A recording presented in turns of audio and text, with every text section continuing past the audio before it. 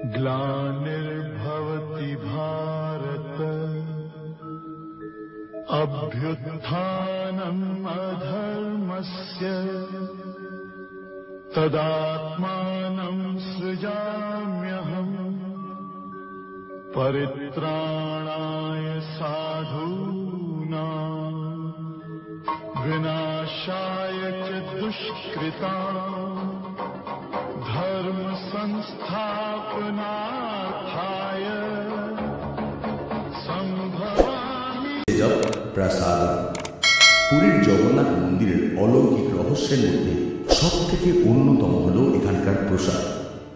আপনাদের মধ্যে যারা যারা জগন্নাথ দেবের মন্দির দর্শন করেছে তাদের মধ্যে মনে হয় এমন কেউই নেই যারা পুরীর জগন্নাথ দেবের মন্দিরের মহাপ্রসাদ গ্রহণ করেননি। এই মহাপ্রসাদকে নিয়ে অনেক পৌরাণিক, লৌকিক এবং অলৌকিক কথা প্রচলিত আছে। সময় বিশেষে পুরীর জগন্নাথ দেবের মন্দিরে 2000 থেকে 2 লাখ পর্যন্ত দর্শনার্থীদের ভিড় হয়ে থাকে, কিন্তু আজ পর্যন্ত কোনো দিন কোনো দর্শনার্থী অভুক্ত অবস্থায় ফেরত গেছেন অথবা পুরীর মহাপ্রসাদ নষ্ট হয়েছে এমনটা শোনা যায়নি। এমনই জগন্নাথ দেবের মহিমা। রোজই সম পরিমাণ রান্না হওয়া সত্ত্বেও এখানকার মহাপ্রসাদ কখনো পরিমাণে কম বা বাড়ে না। এই রহস্যের সমাধান এখনো পর্যন্ত কেউ করে উঠতে পারেনি। কথিত আছে মহাপ্রসাদ শব্দটি প্রথম প্রচলন করেন মহাপ্রভু। দেবতার ভোগ শেষে যা গ্রহণ করা হয় তাই প্রসাদ। মহোৎসব শেষে যে প্রসাদ বিতরণ করা হয় তাই মহাপ্রসাদ। সাধারণত অনেকে মিলে একসাথে বসে ভগবান শ্রীকৃষ্ণের প্রসাদ গ্রহণ করাকে মহাপ্রসাদ বলে। ভগবান শ্রীকৃষ্ণের প্রসাদ গ্রহণ হল মহাপ্রসাদ। চৈতন্য চরিতামৃতে আছে যা কৃষ্ণের অধরামৃত তার নাম প্রসাদ, আর যা ভক্তভুক্ত অবশেষ তার নাম মহাপ্রসাদ। মহাপ্রসাদের ওপর নিবেদনকারী ব্যক্তির আর কোনো অধিকার থাকে না, বরং তা হয় ভগবানের সৃষ্ট সকল প্রাণী। মহাপ্রসাদ 2 ধরনের হয়ে থাকে, শঙ্করী মহাপ্রসাদ এবং শুখিলা মহাপ্রসাদ। শঙ্করী মহাপ্রসাদের মধ্যে পড়ে সাদা ভাত, ঘি ভাত, জিরে ঘি, আদা ও নুন মিশ্রিত ভাত, মিষ্টি ডাল, সবজি ভাত, শাক ভাজা, জল ইত্যাদি। শুখিলা মহাপ্রসাদ বলতে শুকনো মিষ্টি বোঝায়। দিনে 6 বার ভেট দেওয়া হয় জগন্নাথ দেবকে।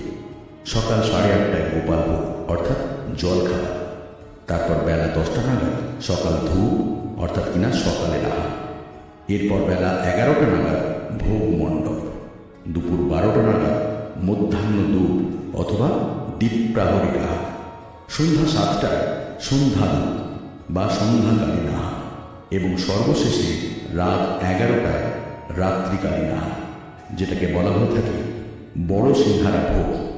পুরীর জগন্নাথ মন্দিরের মহাপ্রসাদ নিয়েও এত রহস্য এবং অলৌকিক ঘটনা ছড়িয়ে আছে যে কোনটা বলব আর কোনটা বলবো না সেটা নির্ণয় করা এক কথায় অসম্ভব। তাও এক পৌরাণিক কথা না বললেই নয়।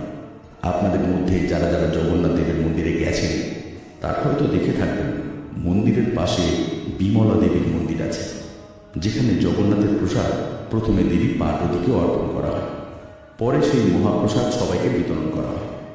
চলুন এই পর্ব শেষ করার আগে আপনাদেরকে জানিয়ে দিয়ে যাই কিভাবে সৃষ্টি হলো এই মহাপ্রসাদ ও কেন তা আগে বিমলা দেবীর মন্দিরে নিবেদন করা হয়। নারদ মুনির একবার বাসনা হল যে তিনি ভগবান নারায়ণের প্রসাদ পেতে চান, যার উপর অধিকার আছে শুধুমাত্র মা লক্ষ্মীর।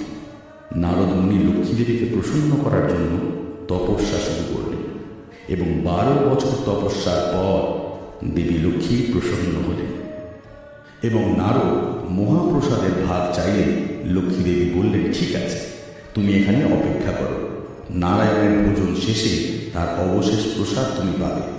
অবশেষে যখন নারদ মুনি সেই প্রসাদ পেলেন এবং তা গ্রহণ করলেন, তিনি আনন্দে আত্মহারা হয়ে গেলেন। শিব তখন নারদ মুনিকে দেখে তার আনন্দের হেতু জানতে চাইলেন। নারদ মুনি তখন সবিস্তারে সব বর্ণনা করলেন। তা শুনে শিবেরও ইচ্ছা হল যে তিনিও নারায়ণের প্রসাদ পেতে চান। নারদ মুনি বললেন যে তিনি সব খেয়ে ফেলেছেন, কিন্তু নারদ মুনি তার হাতের দিকে তাকিয়ে দেখলেন যে হাতের এক পাশে 1 বিন্দু প্রসাদ লেগে আছে। শিব সেটা জল দিয়ে ধুয়ে গ্রহণ করলেন। সেই চিন্ময় প্রসাদের এমনই স্বাদ ছিল যে ওইটুকু খেয়ে শিব আনন্দের তাণ্ডব নৃত্য শুরু করে দিলেন। সব জানতে পেরে মাতা পার্বতী বললেন তিনিও নারায়ণের প্রসাদ পেতে চান, কিন্তু এখন তো আর কোনোভাবে সম্ভব নয়। পার্বতী দেবী অভিমান করলেন এবং মাতা পার্বতী নারায়ণের ধ্যান শুরু করলেন। দেবী পার্বতীর তপস্যায় তুষ্ট হয়ে নারায়ণ তাকে দর্শন দেন এবং বললেন, বলো পার্বতী, তুমি কি বর চাও? উত্তরে পার্বতী বললেন যে আমি আপনার মহাপ্রসাদ চাই। তবে হে ভগবান, সন্তানদের রেখে আপনার প্রসাদ শুধু আমি একা পাবো তা কখনোই হতে পারে না। তাই আপনার মহাপ্রসাদ যাতে জগতের সবাই পায় সেটাই আমার প্রার্থনা। উত্তরে ভগবান বললেন, কলিকালে আমি যখন জগন্নাথ দেব রূপে লীলা করব তখন আমি অকাতরে আমার মহাপ্রসাদ বিতরণ করব। সেই প্রসাদ প্রথমে তোমাকে দেয়া হবে, পরে তা জগতের সবাইকে দেওয়া হবে। পুরীতে পার্বতী দেবী বিমলা দেবী রূপে বিরাজ করছে এবং এই কারণেই চলে আসছে এই রীতি। যদি আপনাদের মধ্যে কেউ এখনো পর্যন্ত পুরীর জগন্নাথ দেবের মন্দির দর্শনের জন্য না গিয়ে থাকে তাহলে অবশ্যই প্ল্যান করে ফেলুন এবং 56 রকম উপাদান দিয়ে তৈরি এই মহাপ্রসাদ খেতে ভুলবেন না। আর এরকম আরও সব অলৌকিক কাণ্ড কারখানা ও জগন্নাথ দেবের মহিমার কথা শুনতে কান রাখুন আমাদের অডিও শোতে।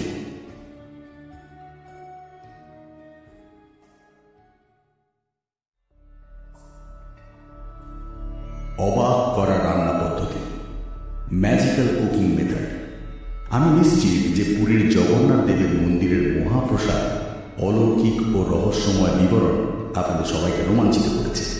আমরা এও জেনেছি যে জগন্নাথ দেবকে মোট 6 বার ভোগ দেওয়া হয় সারাদিন। প্রত্যেক দিন যেখানে অগণিত মানুষ মহাপ্রসাদ ভক্ষণ করছে, সেই মহাপ্রসাদের রান্নার পদ্ধতিও অদ্ভুত রহস্যে ঘেরা।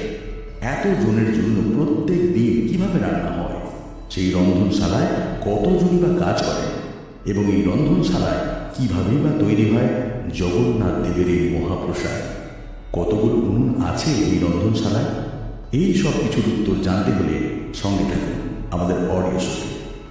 জগন্নাথ দেবের রান্নাঘর এক অদ্ভুত এবং অলৌকিক জায়গা। বছরের 365 দিন পুরীর জগন্নাথ মন্দিরের পিছনে এই রান্নাঘরেই তৈরি হয় জগন্নাথের মহাপ্রসাদ। পুরীর জগন্নাথ মন্দিরের দক্ষিণ পূর্বে অবস্থিত জগন্নাথ দেবের রান্নাঘর, এটি রোষা ঘর নামে পরিচিত। এটি পৃথিবীর মধ্যে একটি অন্যতম বৃহৎ রন্ধনশালা। এই রান্নাঘরে রান্নার জন্য কোনো বিদ্যুৎ বা যন্ত্র ব্যবহার করা হয় না। উন্মুক্ত কাঠের আগুনের উপর অনেকগুলি তেলের ল্যাম্প বা বাতি ঝুলিয়ে রাখা হয়।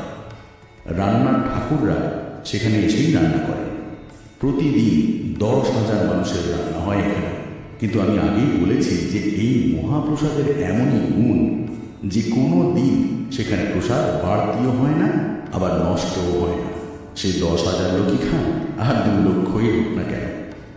গোটা রান্নাঘরে রয়েছে 752টি মাটির তৈরি উনুন। অদ্ভুত এখানকার রান্নার কৌশল। উনুনগুলিতে একটির উপর একটি পাত্র বসানো হয়। মোট 7টি পাত্র থাকে, নিচে থাকে আগুন। কিন্তু অলৌকিক বিষয়, সবার আগে সব থেকে উপরের পাত্রটির রান্না শেষ হয়। জগন্নাথ দেবের এমনই মহিমা যে আগুনের সব থেকে কাছের পাত্রটির খাবার আগে না হয়ে সব থেকে উপরের পাত্রটির খাবার সবার আগে হয়ে যায়। এর বৈজ্ঞানিক ব্যাখ্যা এখনো পর্যন্ত সঠিকভাবে সম্ভব হয়ে ওঠেনি।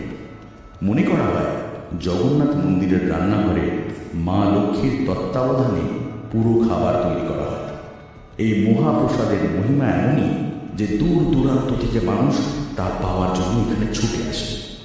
আমি আগেই বলেছি, জগন্নাথ মন্দিরের রান্নাঘরকে বিশ্বের অন্যতম বড় রান্নাঘর বলা হয়। এখানে প্রচুর পরিমাণে ভোগ প্রত্যেক দিন তৈরি করা হয়। ভোগের পরিমাণ এতটাই বেশি হয় যেটাকে তৈরি করার জন্য রান্নাঘরে কমপক্ষে 800 জন সেবককে কাজ করতে হয়। এর মধ্যে 500 জন সেবক সরাসরি রন্ধন কাজে যুক্ত থাকে এবং তাদেরকে সহায়তা করার জন্য আরও 300 জন কর্মী রান্নাঘরে থাকে। এখানে রান্নার সমস্ত সামগ্রী শুধুমাত্র পোড়া মাটির তৈরি, কোনোদিনও পুরনো পাত্রে রান্না হয় না। রোজ নতুন নতুন পাত্রে রান্না হয় এখানে। আরও একটি অলৌকিক বিষয় রয়েছে এই রান্নাঘরে। জগন্নাথ মন্দিরের রান্না করা প্রসাদ তৈরিতে শুধু বিশুদ্ধতার খেয়ালে রাখা হয় না, এটি তৈরিতে বিশেষ ধরনের জলও ব্যবহার করা হয়। শোনা যায় গঙ্গা আর সরস্বতী নদী একই সঙ্গে প্রবাহিত হয়েছে এই রান্নাঘরের ভিতর দিয়ে। তবে তা বাইরে থেকে দেখা যায় না। সেই নদীর জল দিয়ে রান্না হয় এখানে। শুধুমাত্র ওই নদী থেকে জল তুলে আনার জন্যই একদল সেবক নিযুক্ত রয়েছে। সেবকরা এখানে বংশানুক্রমে কাজ করে। 12 বছর হলে ট্রেনিং শুরু হয়ে যায়। এরপর মৃত্যুর আগে পর্যন্ত জগন্নাথের ভোগ রান্নায় নিজেদের জীবন অতিবাহিত করেন তারা। জগন্নাথ দেবের ভোগ বিশেষ 56টি পদ দিয়ে তৈরি হয়ে থাকে। 1. উক্ষুড়া অর্থাৎ মুড়ি। 2. নাড়িয়া কোড়া অর্থাৎ নারকেল নাড়ু। 3. খুয়া অর্থাৎ খোয়া ক্ষীর। 4. দই। 5. পাচিলা কাঁদালি অর্থাৎ টুকরো টুকরো কলা। 6. কণিকা অর্থাৎ সুগন্ধি ভাত। 7. টাটা খিচুড়ি অর্থাৎ শুকনো খিচুড়ি। 8. মেন্ধা মুন্ডিয়া অর্থাৎ বিশেষ ধরনের কেক। 9. বড়া কান্তি অর্থাৎ বড় কেক। 10. মাথা পুলি অর্থাৎ পুলি পিঠে। 11. হামসা কেলি অর্থাৎ মিষ্টি কেক। 12. ঝিলি অর্থাৎ এক ধরনের প্যানকেক। 13. ইন্ডুরি অর্থাৎ নারকেল দিয়ে তৈরি কেক। 14. আদা পচেরি অর্থাৎ আদা দিয়ে তৈরি চাটনি। 15. শাক ভাজা। 16. মরিচ লাড্ডু অর্থাৎ লঙ্কার লাড্ডু। 17. করলা ভাজা থেকে শুরু করে ছোট্ট পিঠে, বোঁদে, পান্তা ভাত, দুধ ভাত, নোনতা বিস্কুট, মিষ্টি লুচি, মিষ্টি চাটনি, ঘি ভাত, ডাল, নারকেলের দুধ দিয়ে মাখা ভাত ও আরো কত কি। এইসবের মধ্যে জগন্নাথ দেবের অন্যতম প্রিয় খাবার হল খিচুড়ি।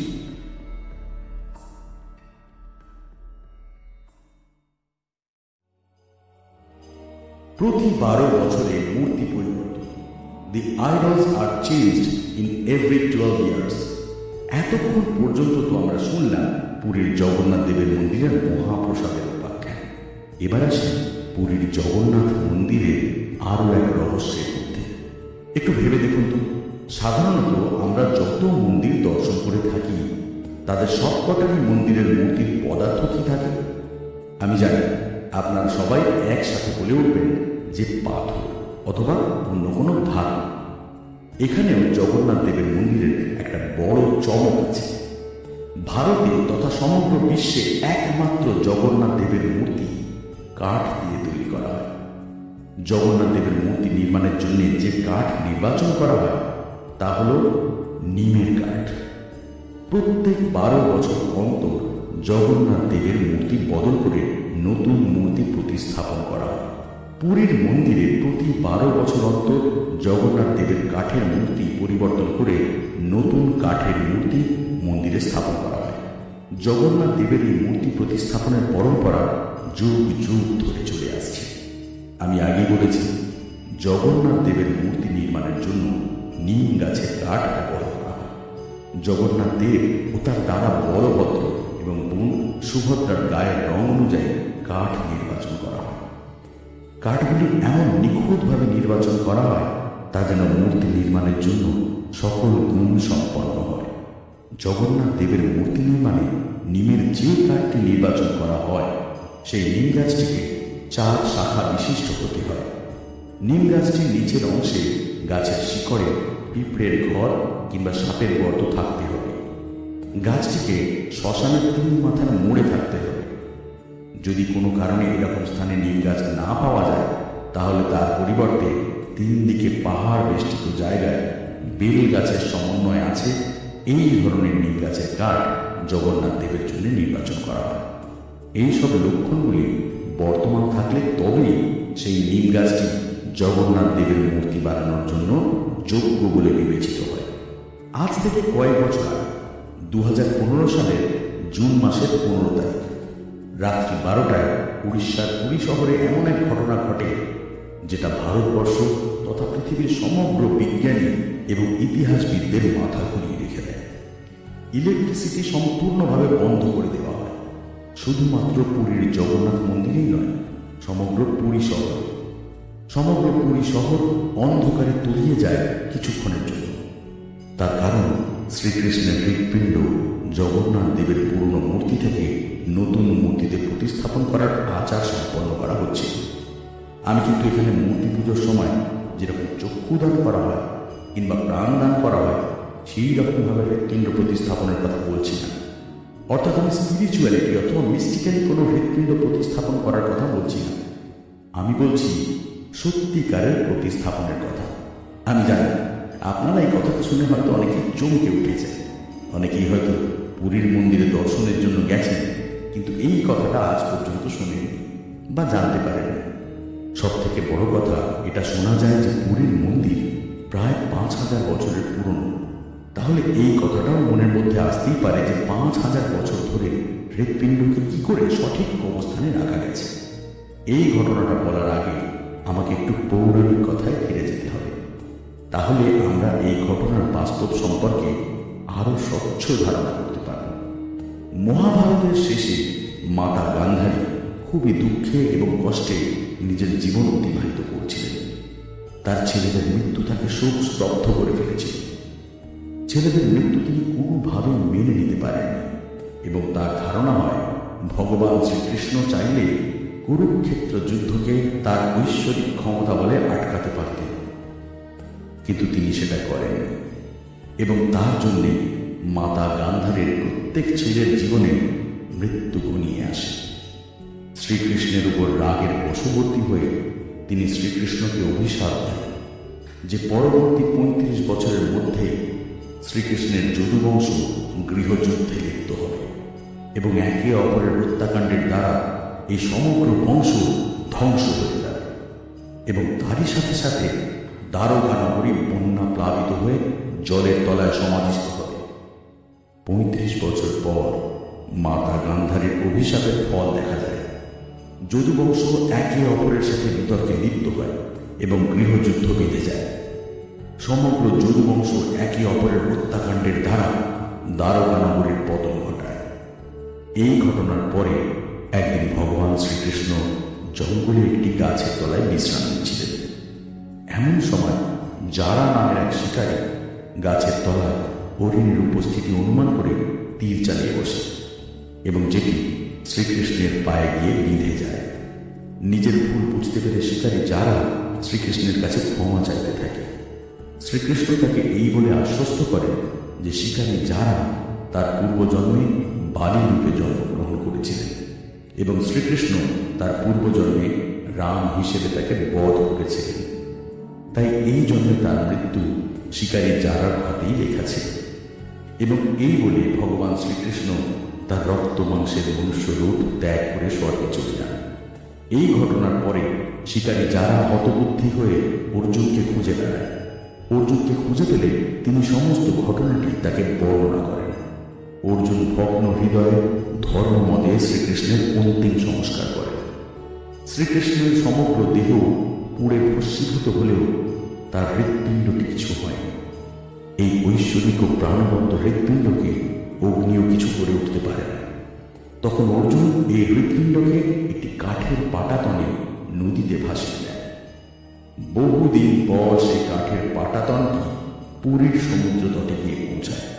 স্কন্ধ পুরাণ মতে এই হৃৎপিণ্ড গিয়ে পৌঁছায় সবর উপজাতির মানুষের কাছে। এটাকে তারা এক অদ্ভুত নীল রঙের পাথর আকারে পায়। তারা অচিরেই এই পাথরের ঐশ্বরিক শক্তির ব্যাপারে অবগত হয় এবং এর উপাসনা করা শুরু করে। সবর জাতির পাওয়া এই পাথরকেই পরবর্তীকালে নীল মাধব অর্থাৎ শ্রীকৃষ্ণের হৃৎপিণ্ড বলে জগন্নাথ দেবের মূর্তির ভিতরে প্রতিস্থাপন করা হয়। প্রত্যেক 12 বছর অন্তর জগন্নাথ দেবের মূর্তি পরিবর্তনের সাথে সাথে এই হৃৎপিণ্ডকেও পুরনো মূর্তি থেকে নিয়ে নতুন মূর্তিতে প্রতিস্থাপন করা হয়। একে ব্রহ্ম পদার্থ বলা হয়ে থাকে। এই ব্রহ্ম পদার্থ আলোর প্রতি খুবই সংবেদনশীল। শুধুমাত্র যে সূর্যের আলো তা নয়, যে কোনো প্রকার আলোর প্রতি প্রচণ্ড সংবেদনশীল। আর সেই কারণে জগন্নাথ দেবের নতুন মূর্তি প্রতিস্থাপনের সময় সমগ্র পুরী শহরকে ব্ল্যাক আউট করে দেওয়া হয়। সেই দিন রাতে মন্দিরের গর্ভগৃহে পূজারী ব্যতীত যাতে অন্য কোনো ব্যক্তি মন্দিরের ভিতরে প্রবেশ না করতে পারে, তার জন্য পুরো মন্দির চত্বর সিআরপিএফ ফোর্স দিয়ে কঠোর নিরাপত্তা বলয়ে আবৃত করে রাখা হয়। বলা হয়ে থাকে যে এই ব্রহ্ম পদার্থ যদি কেউ খালি চোখে দেখে ফেলে তাহলে তৎক্ষণাৎ তার মৃত্যু অবশ্যম্ভাবী। সেই কারণে প্রধান পুরোহিতেরও চোখে পট্টি বেঁধে হাতে দস্তানা পরিয়ে মন্দিরে প্রবেশ করানো হয়। এইভাবেই চলে মূর্তি প্রতিস্থাপনের কাজ। পুরোহিতের মতে যখন ভগবান জগন্নাথ দেবের পুরনো মূর্তি থেকে নতুন মূর্তিতে ব্রহ্ম পদার্থটিকে প্রতিস্থাপন করা হয়, তখন দস্তানা পরা হাতেও পুরোহিত খরগোশের ছানার মতন একটি জীবন্ত জিনিসের উপলব্ধি করতে পারে। এই স্পন্দিত বস্তুটি হল শ্রীকৃষ্ণের হৃৎপিণ্ড, যা আজ পর্যন্ত জগন্নাথ দেবের মূর্তির মধ্যে প্রাণের প্রতিষ্ঠা বহন করে নিয়ে চলেছে। আমি আগে বলেছি, জগন্নাথ দেবের মন্দিরে রহস্যের কোনো শেষ নেই। আধুনিক মতে কেউ কেউ মনে করেন যে জগন্নাথ দেবের মূর্তি কাঠের হওয়ার পেছনে আরেকটা কারণ হতে পারে এই ব্রহ্ম পদার্থ।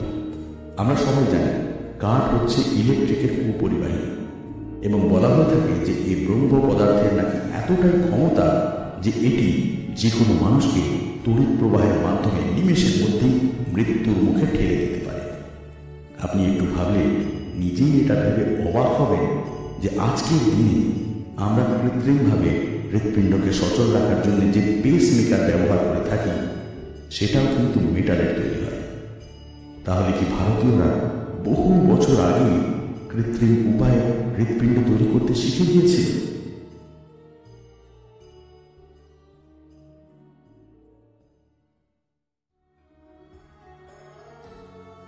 মূর্তি রহস্য, আইডলস মিস্ট্রি।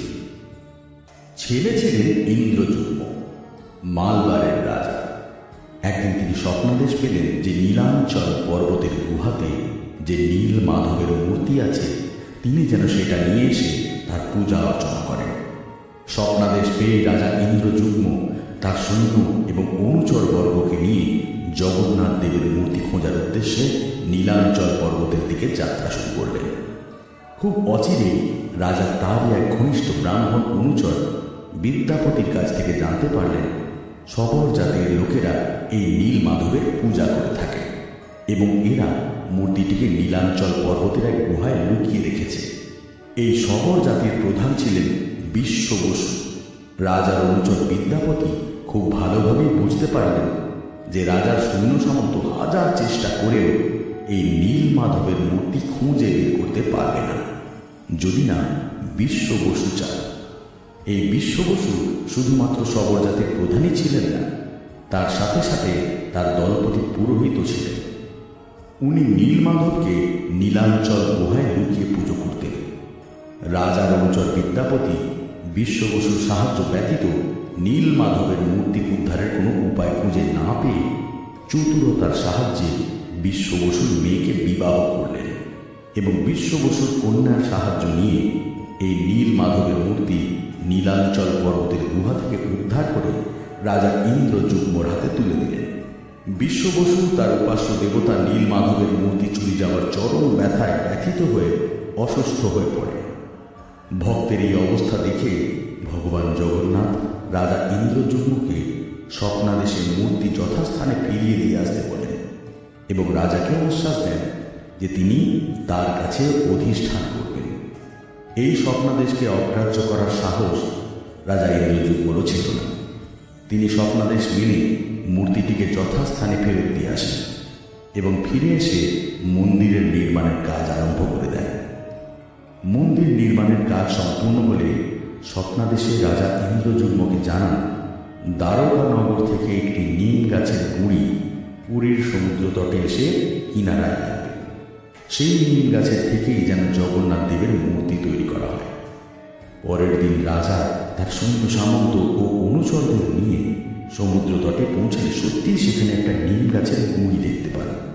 রাজা সৈন্য সামন্তদের আদেশ দেন সেই গুঁড়িকে জল থেকে ডাঙায় তুলে আনতে, কিন্তু রাজার সৈন্যরা শত চেষ্টা করেও সেই গুঁড়িকে ডাঙায় তুলতে সামর্থ্য হয় না। রাজা ইন্দ্রযুগ্ম অনেক চিন্তা করে জগন্নাথ দেবের লীলা বুঝতে পারেন এবং নীলাম্বরের পরম ভক্ত বিশ্ব বসুকে অনুরোধ করেন এই কাজে তাকে সাহায্য করার জন্য। আশ্চর্যের বিষয় হল, রাজার শক্ত সামর্থ্য সৈন্যরা যে নিমের গুঁড়িটি সবাই মিলেও জল থেকে ডাঙায় করতে পারে না, সেই গুঁড়ি বিশ্ব বসুর মতন একজন সাধারণ মানুষ অনায়াসে একাই কাঁধে করে জল থেকে ডাঙায় তুলে নিয়ে চলে আসে। কাঠ পাওয়া গেলেও এই কাঠের মূর্তি নির্মাণ কে করবে, সেই নিয়ে এক বিশাল সংশয় তৈরি হয়। কোনো কাঠ মিস্ত্রি এ কাজে রাজি হয় না। রাজার এই অবস্থা দেখে বিশ্বকর্মার মায়া হয়। তিনি তখন এক বৃদ্ধ কাঠ মিস্ত্রির রূপ ধরে রাজা ইন্দ্রযুগ্মর কাছে হাজির হন। কিন্তু তিনি রাজার কাছে 3টি শর্ত রাখেন। 1, মূর্তি তৈরির কাজ তিনি সম্পূর্ণভাবে কারো সাহায্য ছাড়া একাই করবেন। 2, মূর্তি তৈরির সময় মন্দিরের দরজা সম্পূর্ণভাবে বন্ধ রাখা হবে। 3, এই মূর্তি তৈরির জন্য তিনি মোট 21 দিন নেবেন এবং এই 21 দিন কেউ মন্দিরের দরজা খুলতে পারবে না। রাজা ইন্দ্রযুগ্ম সব শর্তই মেনে নেয় এবং মূর্তি তৈরির জন্য বৃদ্ধ কারিগরকে অনুমতি দেয়।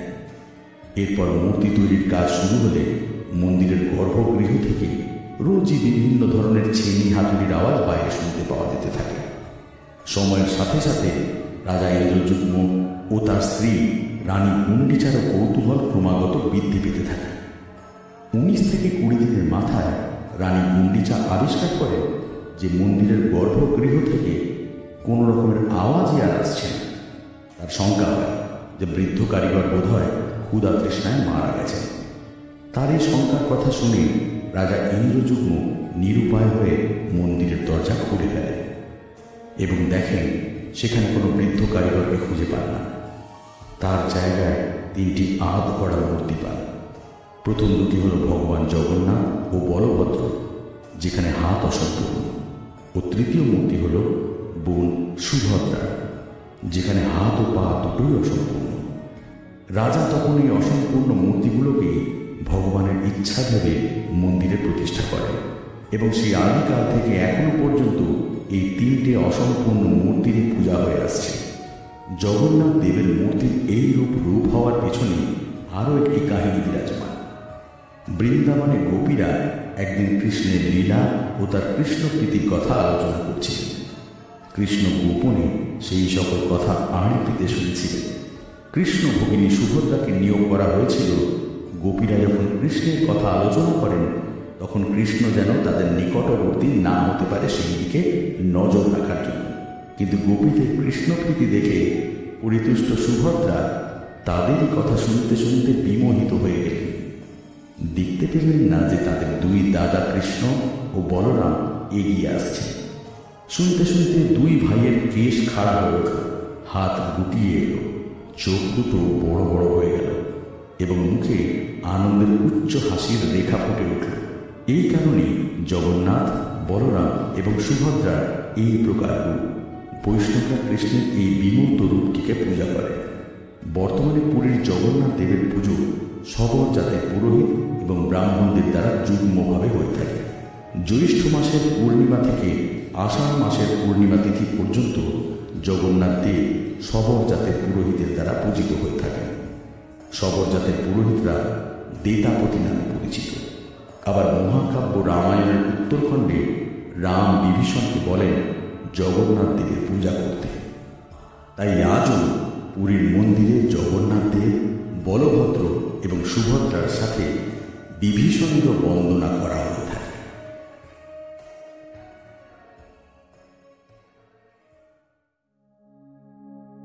পতাকার দিক, ডিরেকশন অফ ফ্ল্যাগ। পুরীর জগন্নাথ ধাম ভারতের শ্রেষ্ঠ 4 ধামের মধ্যে অন্যতম।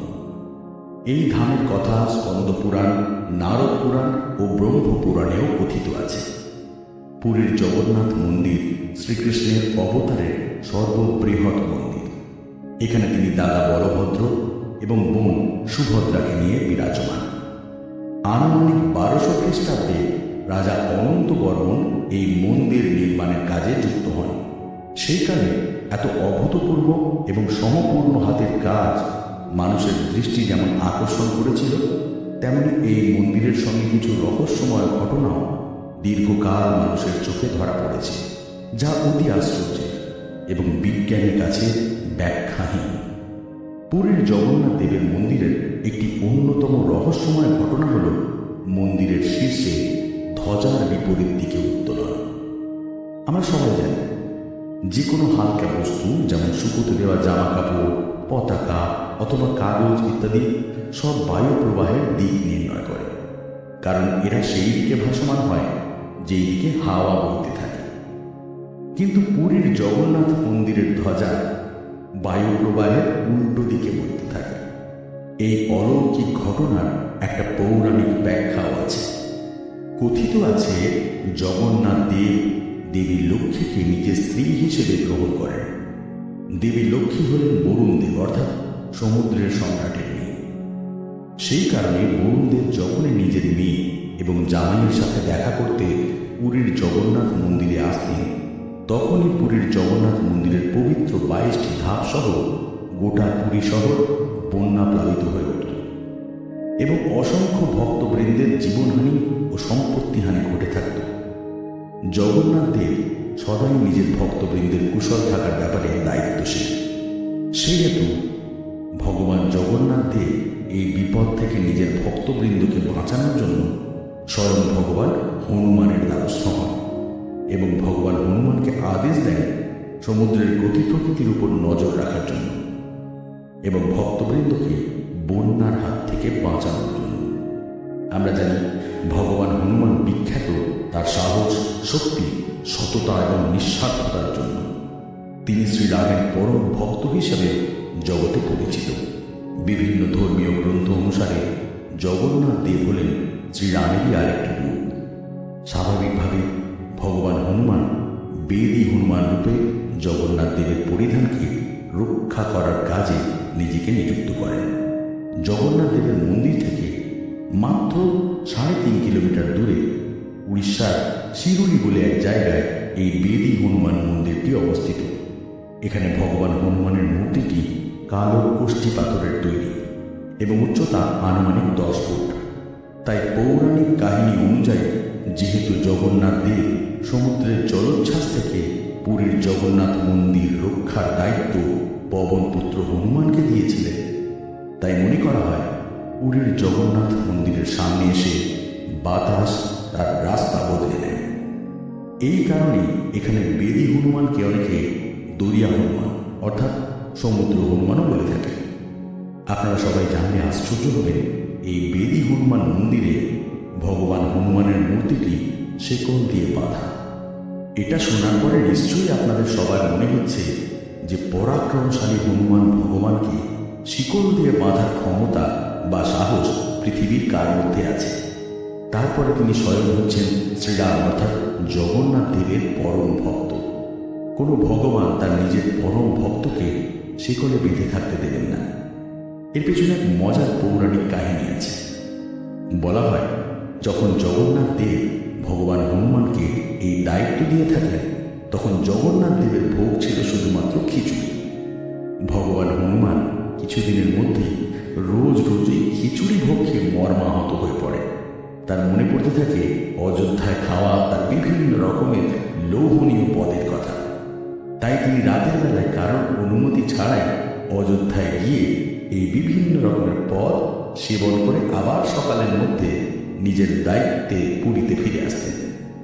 হঠাৎ পুরীর ভক্তবৃন্দ লক্ষ্য করলেন যে ভগবান হনুমান রক্ষীর কাজ করা সত্ত্বেও মাঝে মাঝেই জগন্নাথ ধাম বন্যা প্লাবিত হচ্ছে। তাদের সন্দেহ হওয়ায় তারা দেখতে পেলেন যে সমুদ্রের জলস্ফীতি তখনই হয় যখন ভগবান হনুমান সেখানে থাকেন না। সকলে মিলে এই কথা জগন্নাথ দেবের কানে দিলে জগন্নাথ দেব তখনই আদেশ দেন, বিনা অনুমতিতে ভগবান হনুমান চলে যাওয়ার কারণে তাকে যেন শেকল দিয়ে বেঁধে রাখা হয়। ভগবান হনুমান হাসি মুখে এই সাজা গ্রহণ করেন। কথিত আছে, এই শিকলের প্রত্যেকটি অংশে শ্রীরাম নাম খচিত করা হয়। পরে যখন জগন্নাথ দেব ভগবান হনুমানের কাছে এর কারণ জিজ্ঞাসা করেন, তখন ভগবান হনুমান সবিস্তারে তার মনের দুঃখের কথা জানান।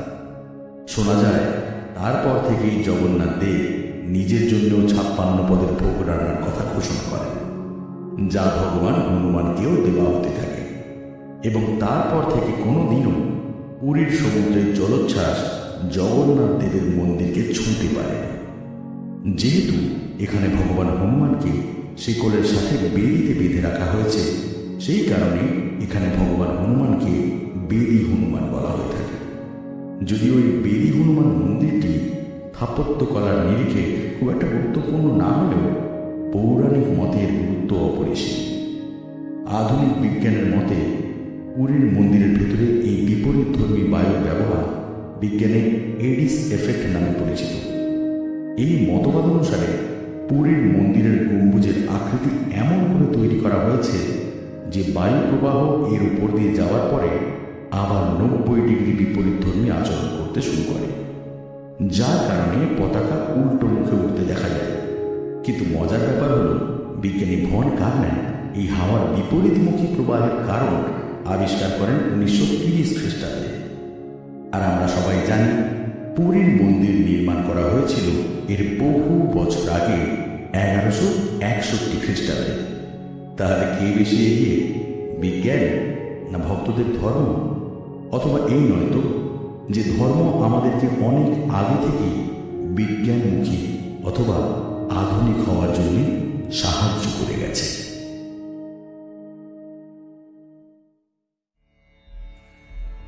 প্রতিদিন পতাকার পরিবর্তন, a tradition older than many civilizations. আগের পর্বে আমরা জগন্নাথ মন্দিরের ওপরে অবস্থিত পতাকার অলৌকিক আচরণের কথা শুনেছি। এবারে আসি 800 বছরের পুরনো সেই আচার, যেটা শুনে আপনারা সবাই আশ্চর্যচকিত হয়ে যাবেন। পুরীর জগন্নাথের আস্থাশীল প্রতিটি ভক্তের হৃদয়ে তীর তীর করে কাঁপছে সেই পতাকা।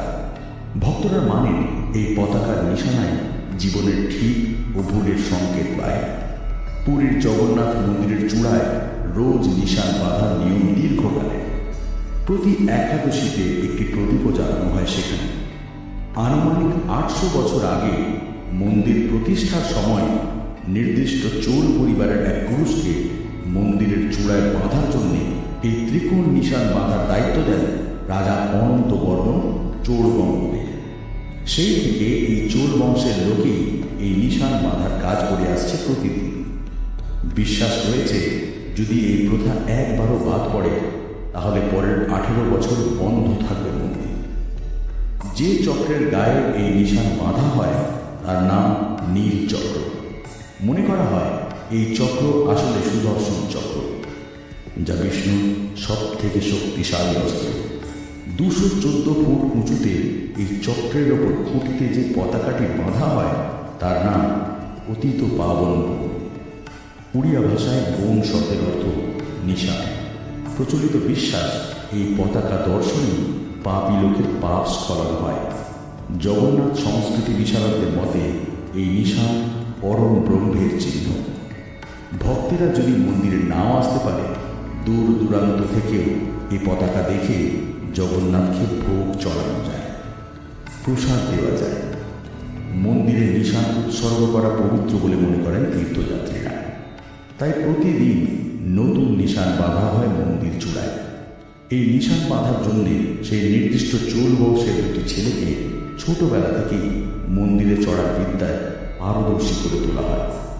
এরা গরুর সেবক অথবা চুনর নিয়োগ নামে পরিচিত। মন্দিরে এদের গুরুত্ব ভীষণ, কারণ প্রতি সন্ধ্যায় এরা 214 ফুট মন্দিরের মাথায় চড়ে ভক্তদের উৎসর্গ করা পতাকা বেঁধে দিয়ে আসেন, ঠিক নীল চক্রের গায়ে লাগানো বাঁশের খুঁটিতে। খেয়াল রাখা দরকার, এই খুঁটিটি 38 ফুট লম্বা নীল চক্র ছাড়িয়ে আরও 25 ফুট উপরে উঠে থাকে।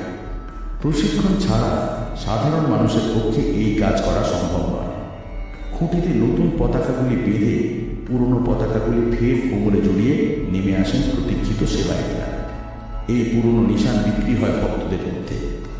ভক্তদের দেওয়া এই নিশানগুলি সাধারণত হলুদ এবং লাল রঙের, মাঝে সাদা রঙের একখানি চাঁদ ও সূর্য, এছাড়া সাদা নিশানও থাকে। এককালে মন্দির চূড়ায় বিরাট বিরাট সব নিশান লাগানো হতো। শেষ এমনটা হয়েছে 1993 সালে। সুনীল দত্ত নিজের ছেলের জন্য যখন নিশান দান করেছিলেন মন্দিরে, সঞ্জয় দত্তের নামে তখন টাটা কোর্টে কেস চলছে। সেই নিশান 151 হাত লম্বা ছিল। পরে আর্কিওলজিক্যাল সার্ভে অফ ইন্ডিয়ার অনুরোধে মন্দিরের পতাকার দৈর্ঘ্য কমিয়ে প্রথমে 21 হাত ও পরে 14 হাত ও তারও কম করা হয়। মন্দিরের সুরক্ষার জন্য এই ব্যবস্থা। বর্তমানে এই নিশান 1 ফুট থেকে 25 ফুট পর্যন্ত হয়। আকৃতি অনুযায়ী এই নিশান বাঁধার খরচা ধার্য করা হয়। ভক্ত নির্ধারিত মূল্যের বিনিময়ে নিজের নিশান মন্দিরে চূড়াতে পাঠাতে পারেন। গ্রীষ্মের সময় প্রতিদিন সন্ধ্যে 5টায় রেশম বস্ত্রে সজ্জিত গরুর সেবক সমস্ত নিশান নিজের কোমরে জড়িয়ে মন্দিরের গায়ে চলতে শুরু করে। শীতকালে এই সময়টা খানিকটা এগিয়ে আসে। তার হাতে থাকে একটা ছোট্ট লাঠি। এটি মন্দিরের গায়ে বাঁদরের উৎপাত থেকে সাবধানতা অবলম্বনের কারণে। কয়েক মিনিটের মধ্যে গরুর সেবক পৌঁছে যান মন্দিরের নৃত্যশালার উপরে। এরপর নীল চক্র পর্যন্ত প্রায় 100 ফুট খাড়া দেওয়াল। এক বিশেষ ভঙ্গিতে দেয়ালে পিঠ দিয়ে খাঁজের দুদিকে বেরিয়ে থাকা দেওয়ালে হাত পা চেপে উঠতে থাকেন সেবায়। মন্দিরের শরীর বেরিয়ে আসে মন্দিরের চূড়া। এই অংশটি কমলা লেবুর আকৃতি। লোহার মাচা আর মন্দিরের মাথায় ছড়ানো কাছের সাহায্যে এই অংশে উঠে পড়েন তারা। গোটা ব্যাপারটা ঘটতে সময় লাগে মিনিট। খুঁটি থেকে পুরনো নিশান নামিয়ে বাঁধা হয় নতুন নিশান। নীলচক্র মূলত আর্থিংয়ের কাজ করে। সেই জন্য 300 ফুট লম্বা ও 4 ইঞ্চি চওড়া একটা লোহার পাত লাগানো রয়েছে এর সঙ্গে মন্দিরের দক্ষিণ দিক দিয়ে। পতিতপাবন বন ঠিক করা হয় লটারির মাধ্যমে।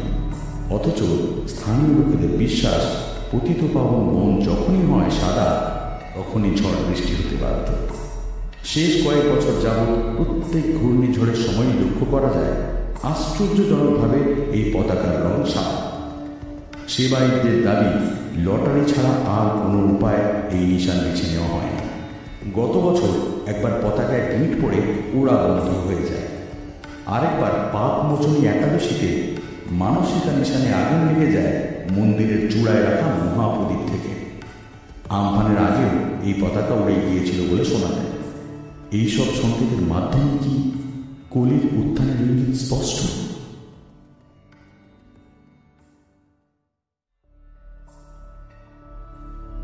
সুদর্শন চক্রের রহস্য, দ্য কলোসাল চক্র। পুরীর মন্দিরের চূড়ায় যে চক্রের গায়ে পতিতপাবন বন নিশান বাঁধা হয় তার নাম হল নীল চক্র। লোহা, তামা, দস্তা, পাড়া, সীসা, পিতল, রূপা ও সোনা দিয়ে তৈরি এই অষ্টধাতুর চক্রের বাইরের ঘের 36 ফুট, ভেতরের ঘের 26 ফুট। নানা কারুকার্যময় চক্রটি প্রায় 2 ইঞ্চি পুরু। মনে করা হয় এই চক্র আসলে সুদর্শন চক্র, যা বিষ্ণুর সব থেকে শক্তিশালী অস্ত্র। এই চক্রের অবস্থান 214 ফুট উঁচুতে।